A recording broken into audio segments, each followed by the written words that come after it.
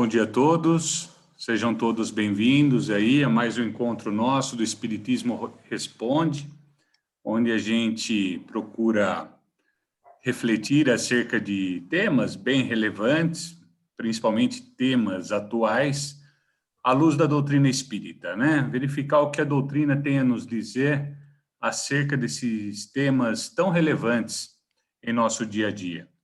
Hoje nós teremos esse tema com o palestrante Renato, que é a diversidade sexual, e ele vai transcorrer sobre esse tema na próxima 1 hora. Então, ficam todos convidados aí a participarem. No final, nós teremos aplicação de passe coletiva à distância e fluidificação de água de nossos lares. Tá? Então, quem quiser deixar água aí para fluidificar, é uma boa, tá bom? Então, para que a gente comece bem receptivo a tudo que nos será transmitido na manhã de hoje, eu peço a todos que procurem ficar tranquilos e serenos nesse momento, procurem se desligar um pouco das nossas preocupações diárias e nos ligar, nos unir uns aos outros, nos unir à espiritualidade amiga, para juntos chegarmos até nosso Mestre amado, Jesus Cristo, e até Deus, nosso Pai. Primeiramente, para agradecermos por essa oportunidade abençoada que temos de refletirmos acerca das revelações da espiritualidade, acerca das leis divinas, e também para pedirmos que tenhamos o concurso necessário da espiritualidade maior para a boa compreensão, a boa reflexão e o bom discernimento acerca dos temas desta manhã, de maneira que a gente possa sair daqui hoje mais convencidos de nossa postura enquanto seres espirituais eternos que somos. Que Jesus se faça presente junto a nós em nossos lares na manhã de hoje e que assim seja.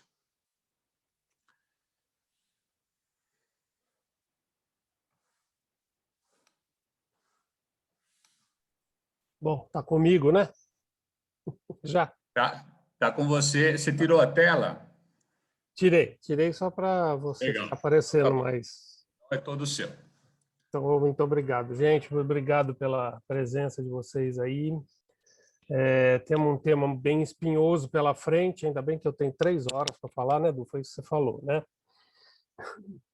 É um tema que valeria, assim, eu acho que até um seminário, sei lá. Eu acho que um dia se a gente voltar à normalidade, que a gente faça um seminário sobre esses temas espinhosos, que a gente possa debater isso à luz da doutrina espírita, mas tão necessário, né?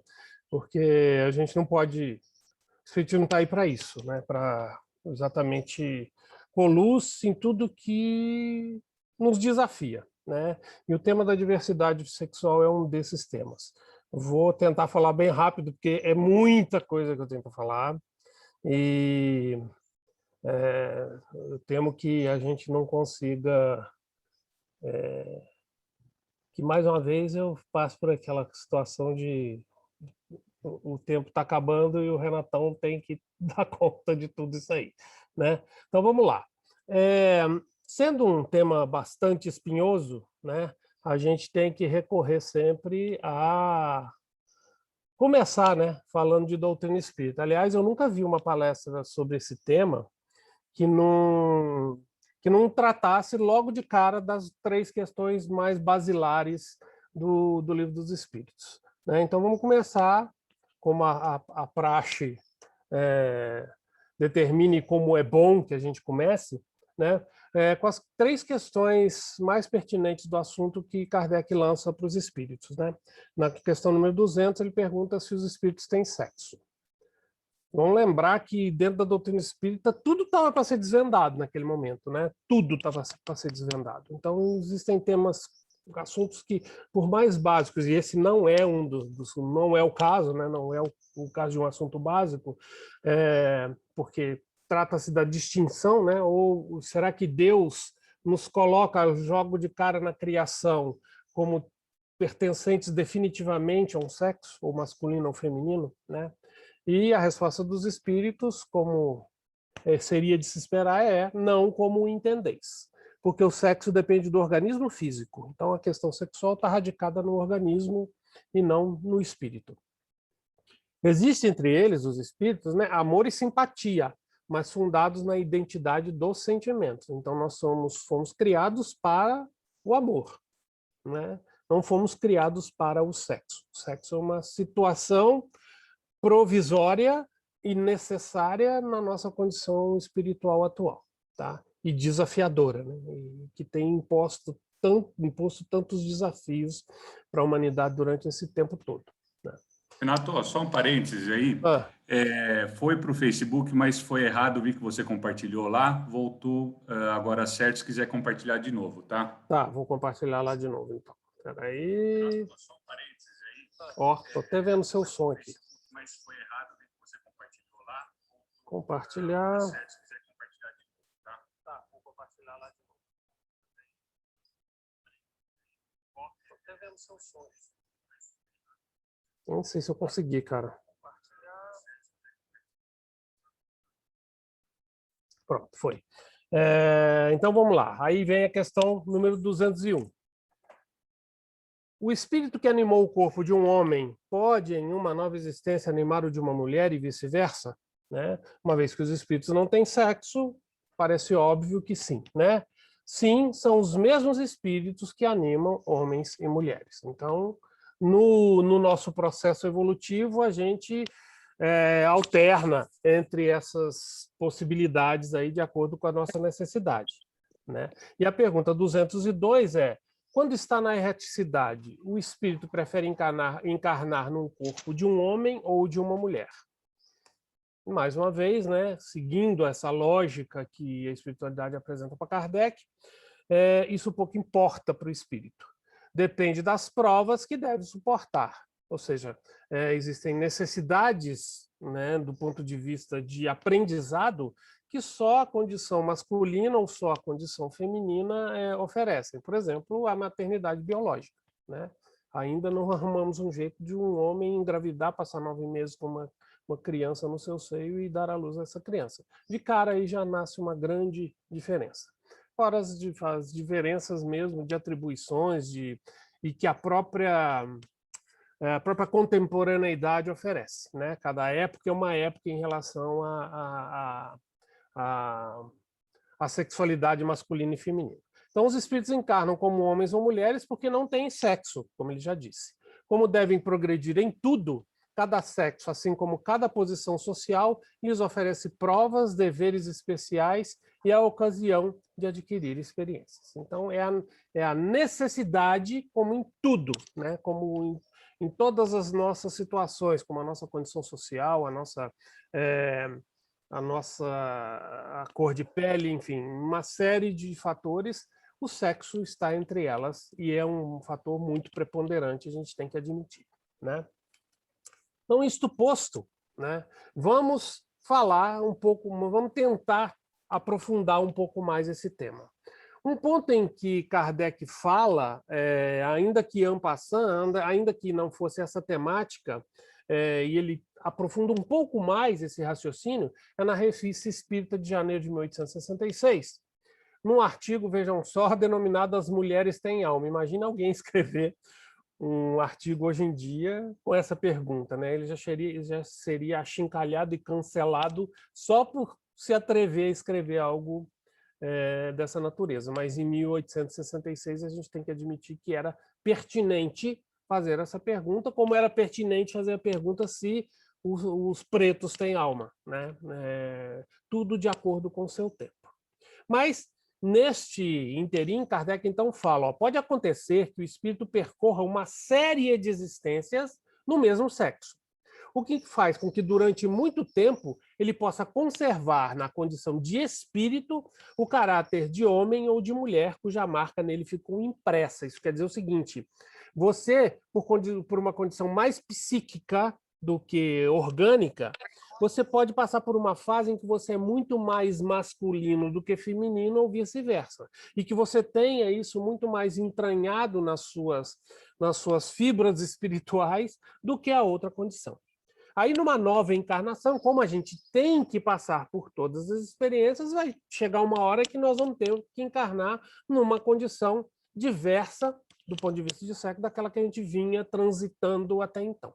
Então, numa nova encarnação, ele trará o caráter e as inclinações que tinha como espírito.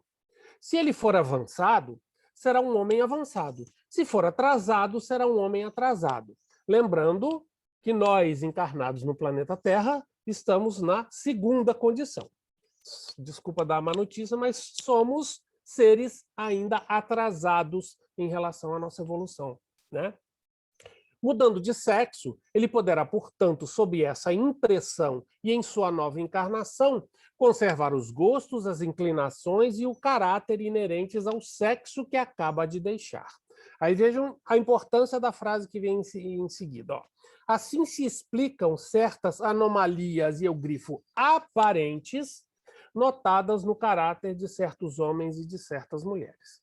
É claro que ele está falando aí já de homossexualidade, que faz parte da condição humana desde que o homem é homem.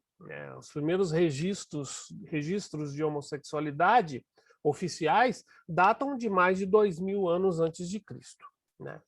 Então, a homossexualidade, quando alguém diz que não é normal, né, tanto é normal que ela faz parte da vida humana desde que a gente se entende por seres humanos, né?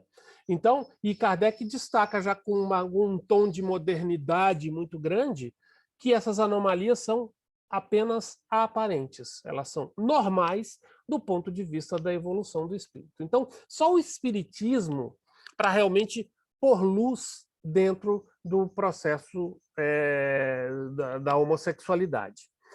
Por mais que se busque encontrar nas fibras orgânicas, ou na forma de criação, ou em qualquer outra situação temporária de uma única encarnação, não se vai chegar a uma conclusão.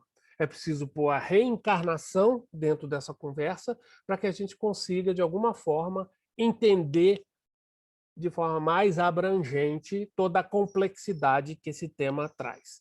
Mesmo que a gente não consiga explicar todas as situações, a reencarnação traz uma luz enorme para todo esse contexto, certo?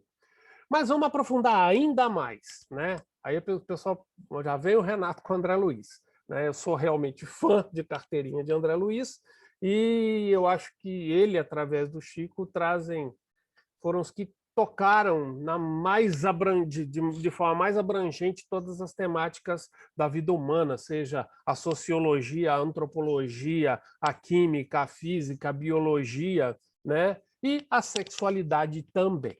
Então, no livro Ação e Reação, que vejam bem, é de 1957, André Luiz fala assim, ó, considerando-se que o sexo, na essência, é a soma das qualidades passivas ou positivas do campo mental do ser, nós estamos falando de passividade a condição feminina e de positividade a condição masculina, né?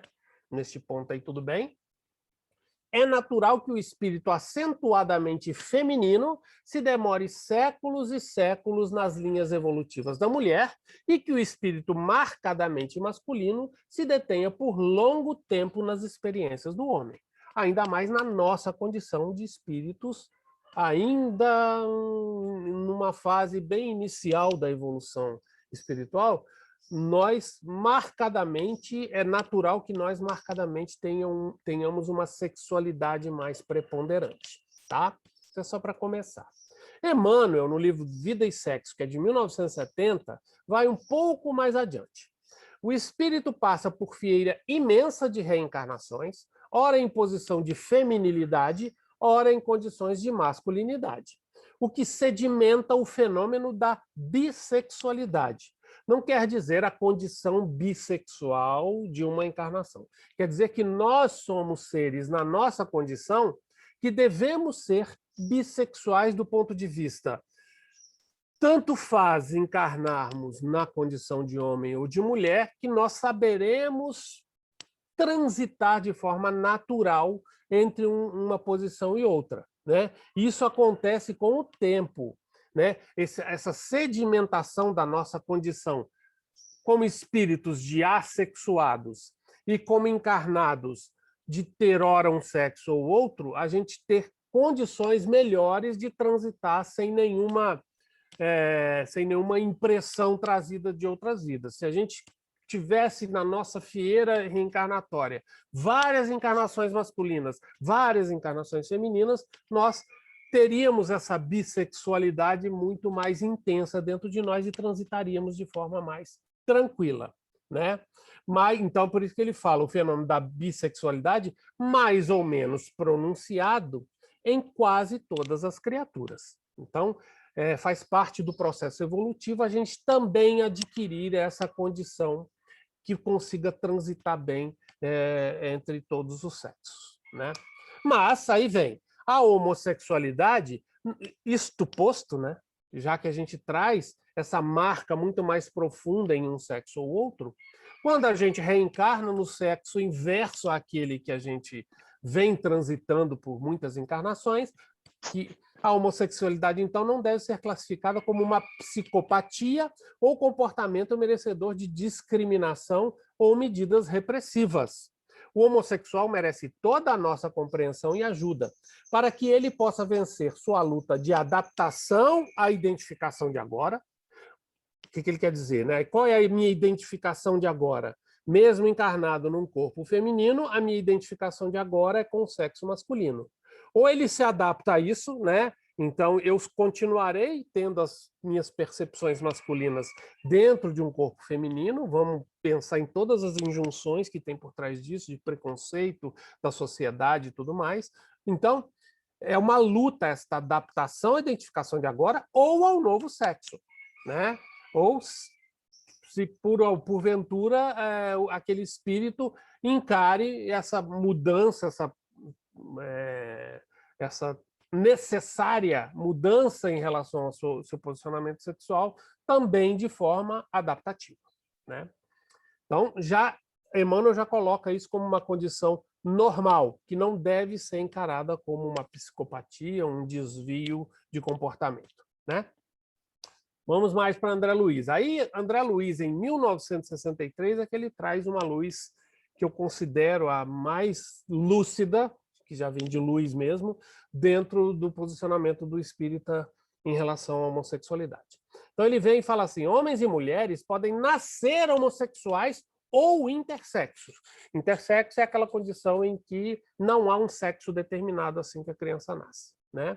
Eu não vou me ater muito a conceitos, gente. Eu vou dar referências para esses conceitos. Eu vou pedir até a hora que eu citar algum site, eu vou pedir o Edu, depois que faça esse apanhado, e coloque lá o link para esse site. São 2 sites só, que vão nos melhorar a nossa condição de falar sobre o tema, né? Então, podem nascer homossexuais ou intersexuais. Então, já coloca de cara, né? É uma condição de nascimento. Eu nasço homossexual, assim como eu nasço intersexo. Por mais que o intersexo seja uma condição biológica, o homossexual não, né? Mas vamos em frente. Como são suscetíveis de retornar ao veículo físico na condição de mutilados ou inibidos em certos campos de manifestação. Então, o espírito, por mais que ele queira, né, ele tenha um psiquismo feminino, né, a sua natureza orgânica e fisiológica é a de um homem, né? Então, isso é uma condição normal, como qualquer outra condição restritiva, ou, né? Às vezes as pessoas se doem até da gente falar restritiva, mas realmente não deixa de ser, né? Uma prova a mais. Não deixa de ser, não. É uma enorme prova, como a gente vai ver daqui a pouco, né?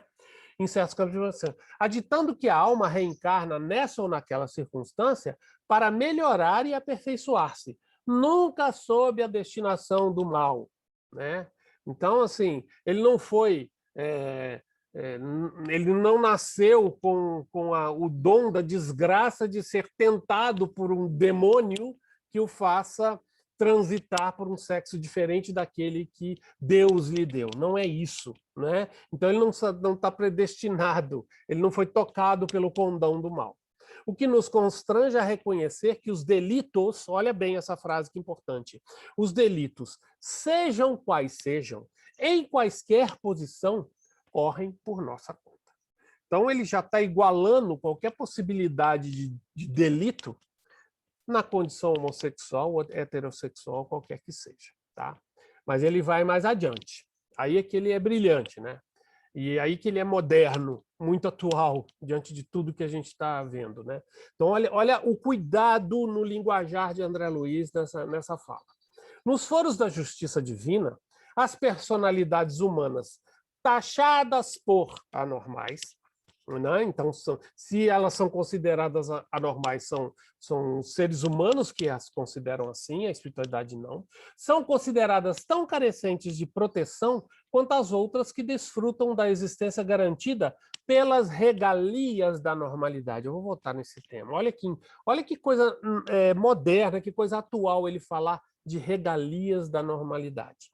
Segundo a opinião dos homens, observando-se que as faltas cometidas pelas pessoas de psiquismo julgado anormal, então isso é um julgamento nosso, são examinadas no mesmo critério aplicado às culpas de pessoas tidas por normais. Então, olha bem o cuidado dele, né? Notando-se ainda que, em muitos casos, os desafios das pessoas supostas normais são consideravelmente agravados por menos justificáveis, perante acomodações e primazias que usufruem no clima estável da maioria. O que ele está querendo dizer com isso?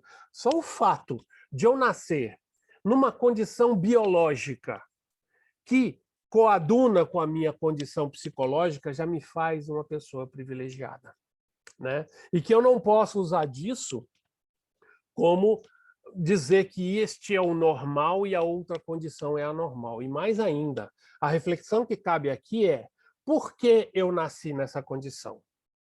Por mérito ou por incapacidade? Será que eu teria capacidade de reencarnar num sexo invertido a minha condição psicológica? Será que eu não seria mais um suicida dos tantos que acabam acontecendo simplesmente por essa condição? Então, eu tenho que analisar eu teria capacidade de reencarnar numa posição distinta daquela que eu tenho, no ponto de vista da sexualidade, né? Então, o convite, gente, aqui é que eu olhe sempre para mim, né? O Espiritismo nos convida esse tempo todo, por mais que a gente seja tentado a querer julgar o outro, a querer entender por que o outro. O espírita gosta de explicar tudo, né? Ele reencarnou assim por causa daquilo assim assado. Não, né? Olhe para você, olhe a condição que você reencarnou e considere-se já um privilegiado de saída, se você pertence a essa categoria de cis, né? Hétero, que a gente vai explicar mais ou menos o que é isso mais para adiante, né? Já é uma condição privilegiada de partida. Portanto, isto posto, o Espiritismo endossa todas essas temáticas aqui, ó, que a diversidade sexual não é uma opção, mas uma condição inerente a cada pessoa.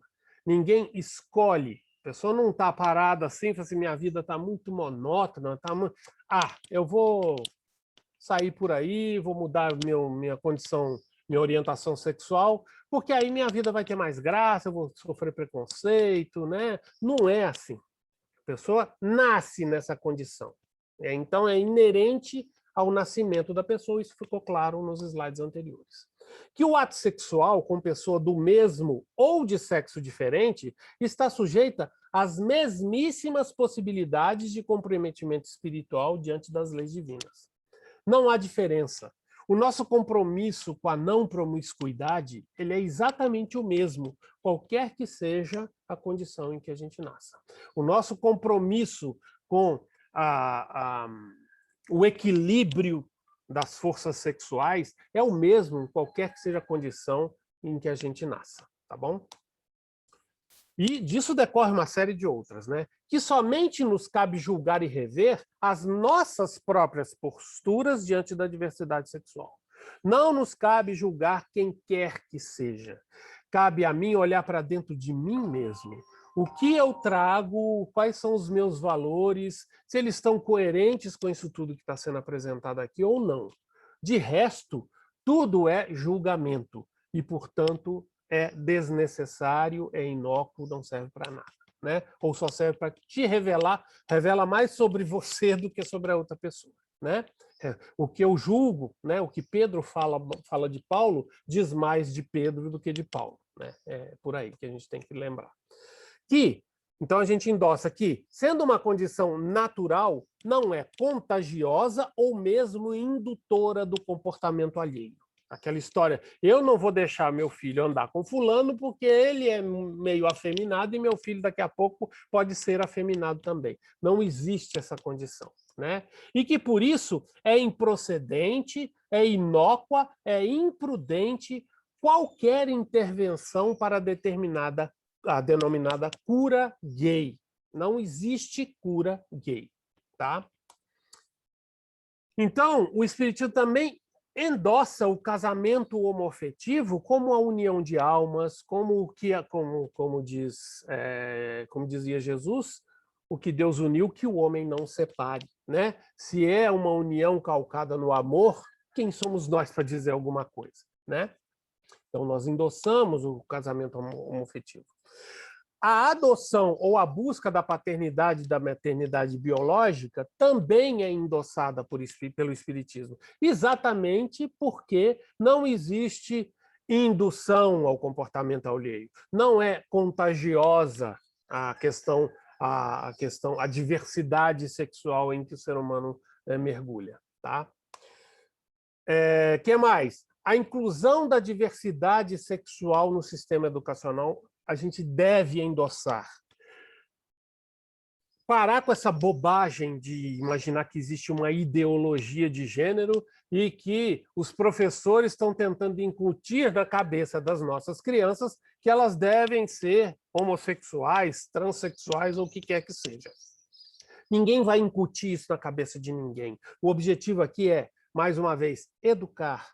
É saber que o meu companheiro do lado ele pode ter uma posição diversa da minha e que eu respeite essa posição.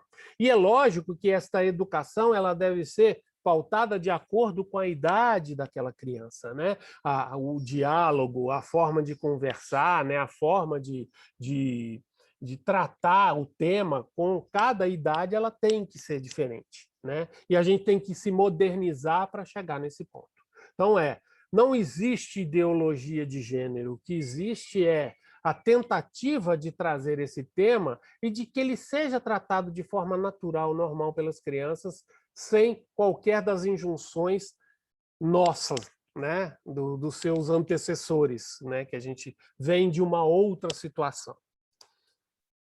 Então, a gente endossa isso tudo. O que é mais que o Espiritismo deve endossar? O respeito às tendências manifestas desde a mais tenra idade, calcada nas responsabilidades que a paternidade e a maternidade impõem. Ou seja, se eu me deparo com um filho que notoriamente ele traz essas manifestações, né, de comportamentos que são diversos da posição biológica, que nós saibamos respeitar e procurar a correta forma de lidar com isso. Nada é simples, nada é fácil, né? Nenhuma condição de maternidade ou de paternidade vem com receita de bolo e com a forma ideal de você tratar. São as suas posturas, o seu crescimento, o seu amadurecimento e principalmente a sua responsabilidade diante de um ser que vem para que você o eduque, para que você o conduza para um determinado caminho, né? Então, nós temos que entender isso. Se eu estou nessa posição, mais do que nunca, eu sou convidado a compreender a situação em que eu me encontro. E, por último, né, o Espiritismo endossa a luta da comunidade LGBTQIA+. Eu pus um monte de mais aí, porque a gente vê que esse tema está longe de estar fechado, né? Então, esta deveria ser a postura do espiritismo diante da questão da diversidade sexual. Tem muitos outros subsídios que eu podia trazer aqui, gente, mas não dá tempo. Então, qual é a nossa posição atual? Qual é a posição da sociedade brasileira, mundial, mais brasileira atualmente? É a constatação de que nós avançamos. Por exemplo, nos anos 80, 1980, a Associação Brasileira de Psiquiatria e o Conselho Federal de Psicologia se posicionaram contra a discriminação pela diversidade sexual. E declararam textualmente que a homossexualidade, já deixando de adotar o termo homossexualismo, não é prejudicial à sociedade, né? O simples fato de eu conviver com uma pessoa numa condição sexual diversa da minha não é nociva para a sociedade, né? Então, vamos lá. O que mais que a gente evoluiu? Aliás, citando os anos 80, né, eu vi um documentário certa vez que mostra o papel que a AIDS teve nesses anos, né? Apesar de ter sido devastadora, principalmente para a comunidade LGBT, por causa da forma como ela se transmite, ela teve este único benefício, de trazer à tona o tema da homossexualidade, da diversidade sexual, de forma muito mais transparente. Por quê? Foram muitos os homens, principalmente os homens, que, por não quererem sofrer com todo o preconceito que eles poderiam sofrer, adotaram uma posição de entrar dentro do armário, né? Usando a terminologia mais comum, né? Então, foram muitos os homens que saíram do armário graças à evidência que o vírus do HIV trouxe, né? Então, foi essa... Se teve um benefício a epidemia da AIDS, da qual nós não nos livramos até hoje, foi esse, né? Trazer à luz esse tema de uma forma muito mais contundente e muito mais presente, né? E aí seguimos no avanço, né? Nos anos 1990, o Conselho Federal de Psicologia disse não à cura gay, né?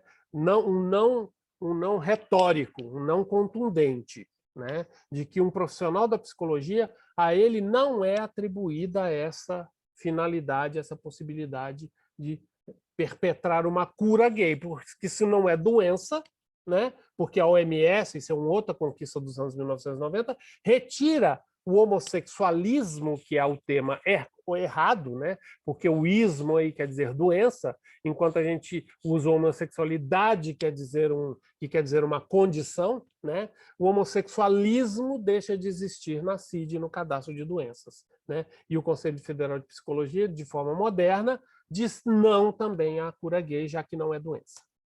Nos anos 2000, o SUS passa a fazer cirurgias de redesignação sexual através dos seus mecanismos de gratuidade, né? Um avanço substancial. E nos anos 2010, vem o reconhecimento da união estável, vem o STJ reconhecendo o direito à adoção por casais homoafetivos, o reconhecimento do casamento civil entre pessoas do mesmo sexo, um decreto que garante o uso do nome social e reconhecimento da identidade de gênero, que quer dizer o seguinte: se eu nasci João, mas me entendo como Maria, que eu tenha o direito de usar o nome Maria, né? Mas o STF determina que a discriminação contra pessoas LGBT é crime. O STF autoriza a alteração do nome de gênero no registro civil dos cartórios. E não só eu mais tenho direito de ser tratado por Maria, eu tenho direito de ir na minha certidão de nascimento e alterar o meu nome formalmente para Maria, né? E o STF suspende restrições para a doação de sangue por homossexuais. Olha que coisa louca, isso aconteceu só em 2020, né? Que o STF suspende as restrições de que uma pessoa LGBT possa doar sangue. Então, e tudo isso, né, se você bater o olho nesse slide e olhar tudo que a gente concorda que o Espiritismo endossa, a gente tem que dizer que isso é um avanço. É um avanço substancial, é um grande avanço, né? Chegamos num ponto em que a gente agora pode dizer que a nossa legislação está muito mais moderna. Mas isto é o suficiente? Legislar só é suficiente para que a gente atinja? Então, assim, as leis antirracistas já existem há muito tempo atrás. A gente já deixou de ser um povo racista? Então, e as leis contra a LGBTfobia também já avançaram muito. Mas isso quer dizer que nós deixamos de ser um povo LGBTfóbico? Então, a gente recorre aos dados para a gente ter essa noção. Ainda falta muito, né? Então, lá no site da Câmara, .leg.br, soltaram uma estatística sobre o público estudantil LGBT na escola, o que acontece com ele. 73% declararam que sofrem bullying homofóbico.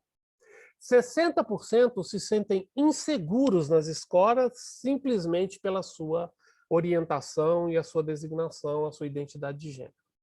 37% já sofreram violência física. E isso resulta em quê? Em um enorme número de evasão escolar.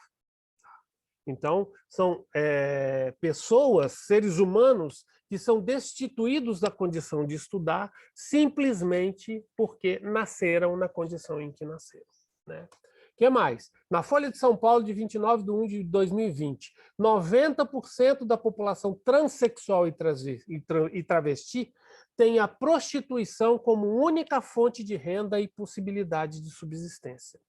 E isso é devido principalmente à sua baixa qualificação. Então, ser bem-sucedido profissionalmente, sendo transexual ou travesti no Brasil, já é uma exceção da exceção, é uma conquista enorme. E não é por falta de qualificação, não é por falta de condição cognitiva, é por falta de qualificação. E essa qualificação é por quê? Devido aos altos índices de evasão escolar, que podem ser motivados por abandono familiar. Ainda existem muitas famílias que abandonam os seus filhos transexuais, preconceito nas empresas, o próprio bullying nas escolas. A pessoa simplesmente não aguenta e parte para uma vida solo. E essa vida solo ela é repleta de desafios e a prostituição é o único caminho possível para essas pessoas. E no G1, em 17/5/2019, a gente vê que há uma morte por homofobia a cada 23 horas no Brasil, é o maior índice de crime LGBTfóbico no mundo, é o do Brasil, e a expectativa média de vida das pessoas trans, pasmem, é de 35 anos somente. Então, e no Diário do Nordeste, a gente vê que em 2018 tivemos 100 suicídios na população LGBT. É um número enorme diante da minoria que representa o público LGBT na nossa população, né? Então, temos que evoluir o nosso espectro, né? Se de início, ou até hoje, existem mentes que imaginam que o ser humano se divide apenas entre o rosa e o azul, né? Nós já evoluímos, principalmente nos anos 80, para entender que, pelo menos, então, naquela época, a gente usava o termo GLS, gays, lésbicas e simpatizantes. Não, papai, tá vendo lá. Com o tempo, adotou-se também o tema de... entendemos a questão da bissexualidade. Então, além do rosa e do azul, nós temos dois homens que podem se unir e se sentir atraídos um pelo outro e que podem constituir uma união. Existe aquela pessoa que transita bem entre os dois sexos e que sente atração por ambos, que é a bissexual. Né? E existem mulheres também que se sentem atraídas umas pelas outras. Então, nos anos 80, esta era a visão. E a visão hoje ela é muito diversa disso, né? Essa figura aí quer dizer que essas reticências, tanto do lado esquerdo quanto do lado direito, quer dizer que o tema está longe de ser esgotado, né? Então, só para a gente ver como que a gente está avançando nisso, e para quem tiver curiosidade, vai ver que o governo de São Paulo lançou uma cartilha da diversidade sexual, né? Foi no tempo do governo Alckmin. Eu coloquei o link ali, Edu, para se você quiser colocar depois quando divulgar, para as pessoas terem acesso. Mas basta procurar por Cartilha da Diversidade Sexual do Governo de São Paulo, que você vai trombar com esse conteúdo aí. Então, ela já traz uma grande modernidade, porque ela já faz com que a gente compreenda o que é sexo biológico, que as pessoas nascem machos ou fêmeas ou intersexo. Existe uma condição de nascer com a sexualidade, por assim dizer, indeterminada, porque aquele bebê já traz as duas posições no seu nascimento. Mas vamos divergir, então, sexo biológico de orientação sexual, que é por qual sexo a pessoa se sente atraída. Então, existe a condição de eu ser atraído por pessoas do mesmo sexo, que é quando eu me denomino homossexual, que aí se divide em quando é homem, a gente dá o nome de gay, e quando é mulher, que se sente atraída por outra mulher, a gente chama de lésbica. Existe o heterossexual, que é a grande maioria da população, que só se interessa sexualmente por pessoas do sexo distinto, do sexo oposto. Existe a condição bissexual, que para mim tanto faz, eu tanto me interesso e me sinto atraído por homens quanto mulheres, seja eu de biologia masculina ou feminina. E existe a condição do assexuado, que é aquela pessoa que simplesmente não se interessa por sexo. Ela não tem interesse nenhum, seja por homens, seja por mulheres, né? Não existe... qual é o mais evoluído desses aí?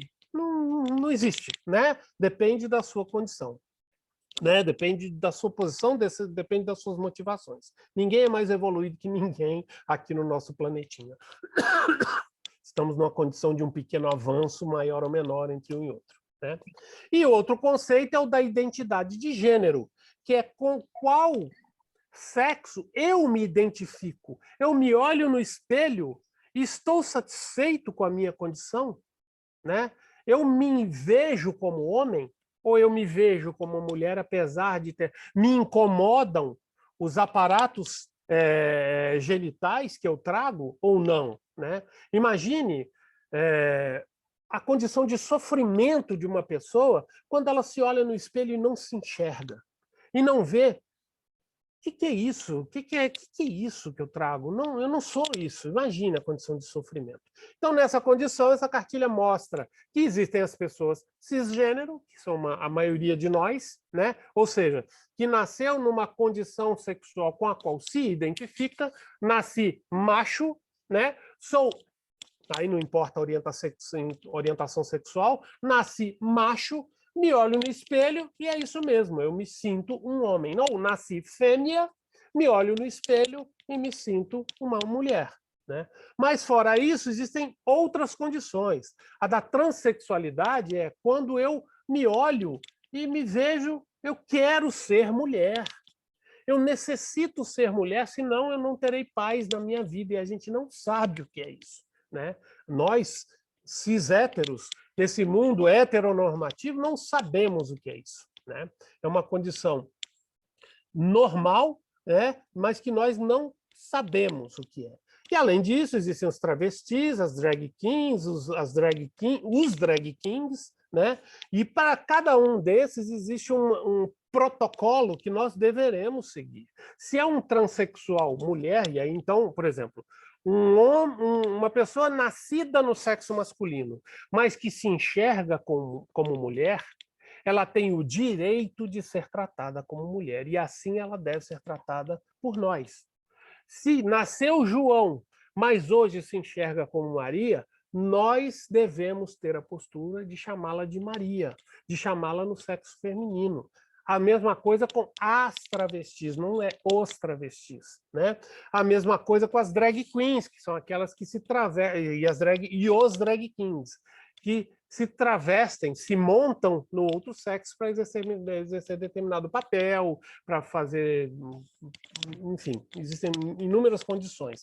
Mas a travesti é a drag queen, é o drag king, e crossdresser, aí vejam lá, crossdresser é a pessoa que não se identifica com uma vestimenta. Enfim, esses são os considerados transgêneros, tá? Só que isso foi lançado, eu nem sei em que ano, foi no governo Alckmin, eu não sei mais em que ano que foi lançado.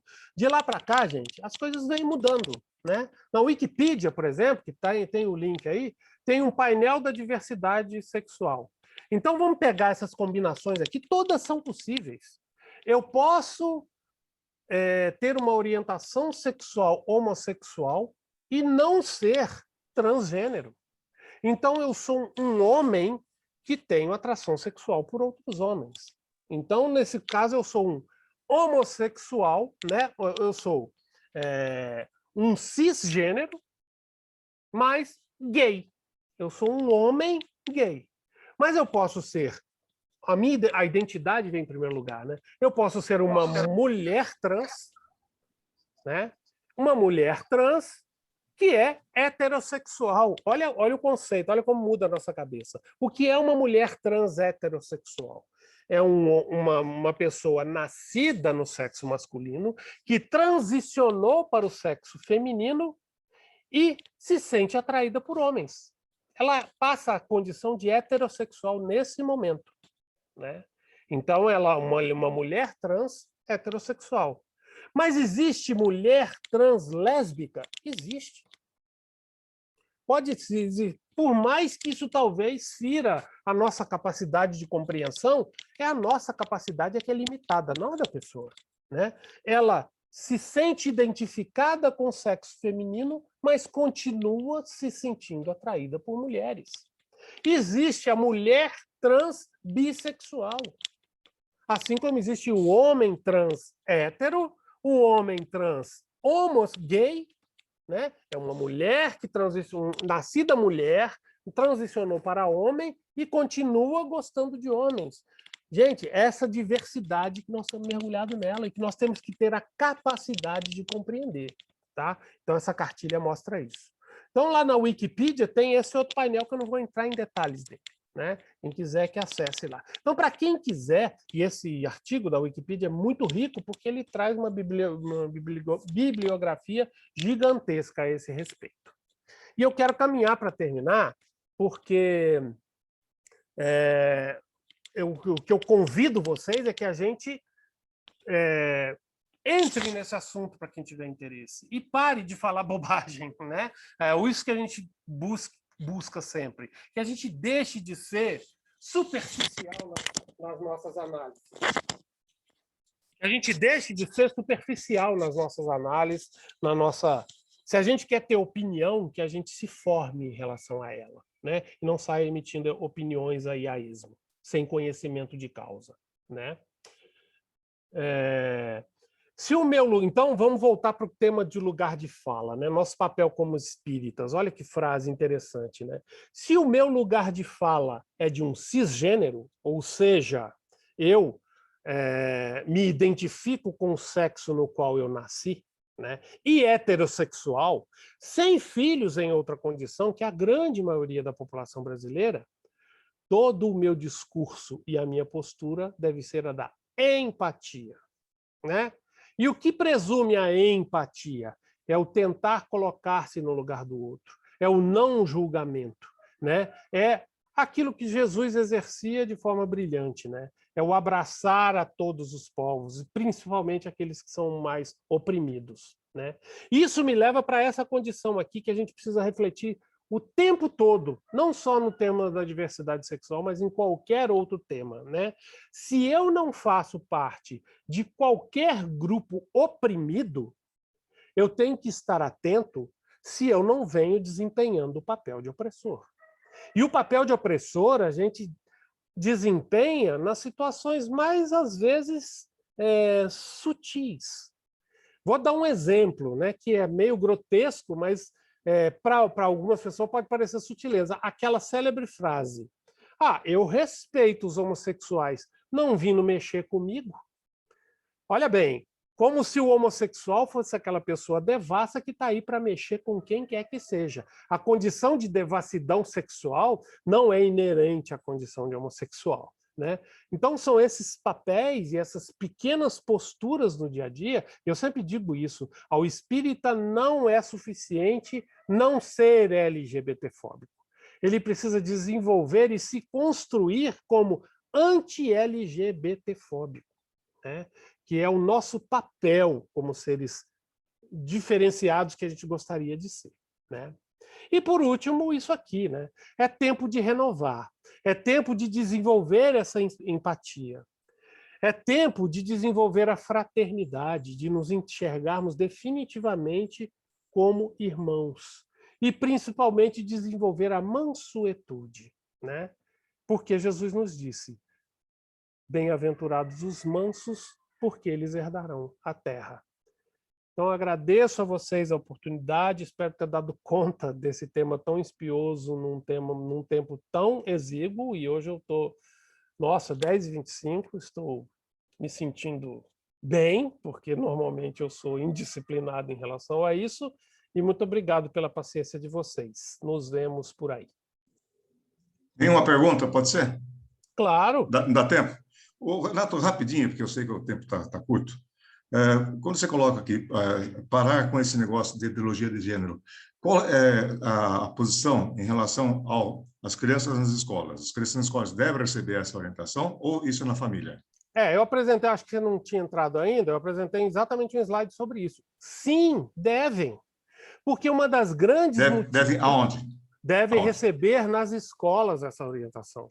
Porque um dos grandes motivos da evasão escolar é o bullying, é a violência, né? É a falta da criança entender. Então, a escola tem que estar atenta. E, como em todos os assuntos, a melhor postura é a da educação. E essa educação, nas escolas, não seriam só as matérias, seriam também a questão da orientação sexual, não na família. Não existe ideologia de gênero, né? Sim, ok. Porque o que a gente viu é o seguinte: o sexo não é influenciado. Ninguém determina a sexualidade do outro. Não é porque uma professora está falando que existem pessoas gays que que legal, vou me tornar gay, então.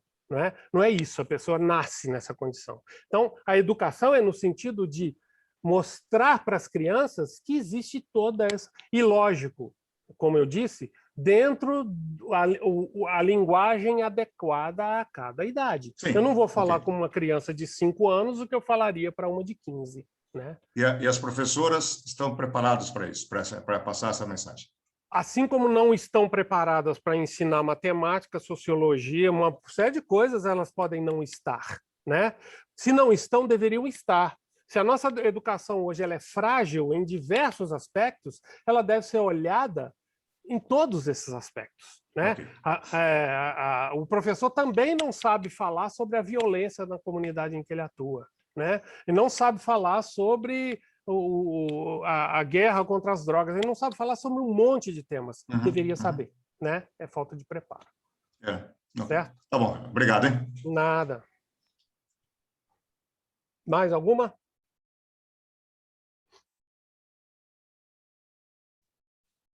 Então, de novo, muito obrigado, pessoal.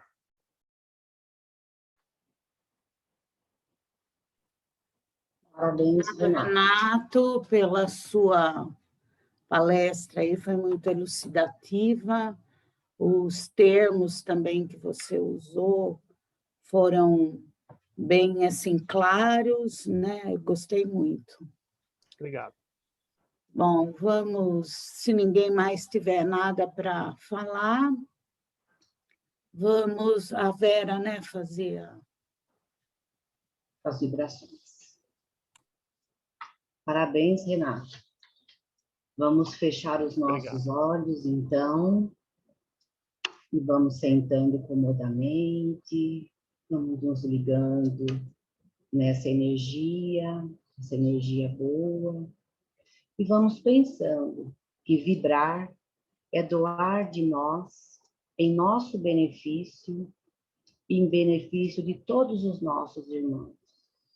Vamos sentindo uma luz saindo de nossos corações com um desejo imenso de auxiliar.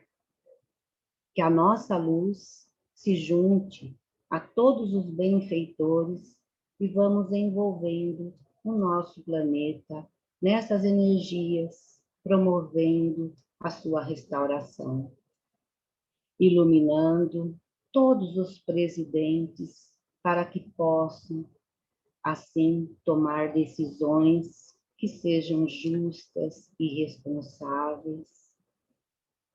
Vamos levando nossa luz a todos os hospitais, envolvendo os médicos e todos envolvidos nesta área, e que cada leito seja iluminado para que irmãos nossos se recuperem, assim também todos os seus familiares. Vamos vibrando por todos os aflitos, que essa luz possa ajudá-los a encontrar soluções. Assim também os desempregados, que a esperança lhes acalme e a fé seja o seu sustentáculo para dias melhores.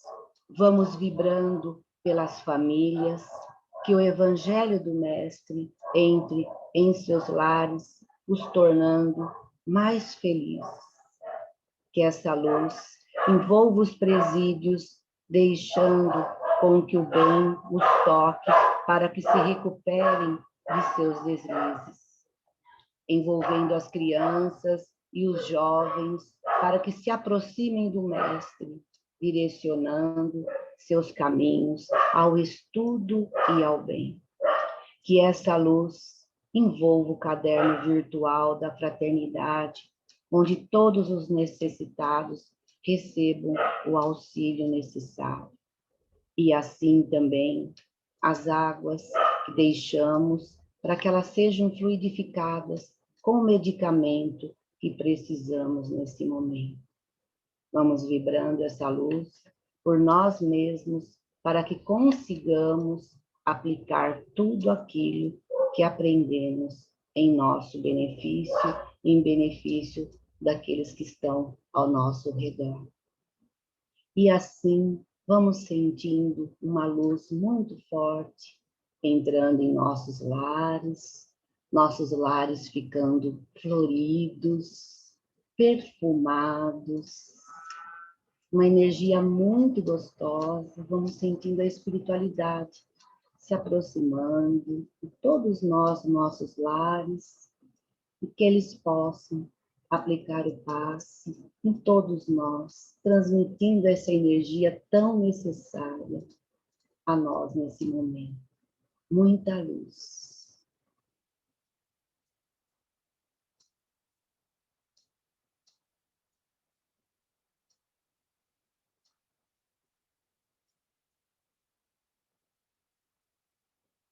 Que assim seja, graças a Deus e a Jesus.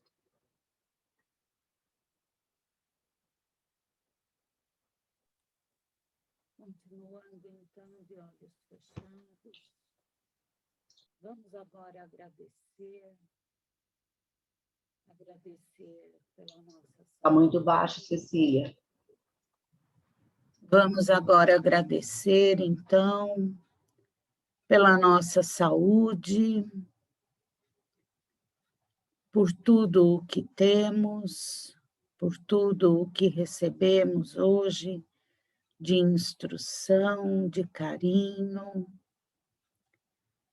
E vamos pedindo para que estas energias possam nos acompanhar durante toda a semana, que envolvam todos os nossos familiares, nesse mesmo aconchego, nesse carinho, e que assim seja. Gente, obrigada pela presença de todos, viu? Bom domingo. E lembrando que agora, dia 29, nós teremos a palestra com a Deusa, tá? Com a Deusa Samu, a respeito do luto na pandemia.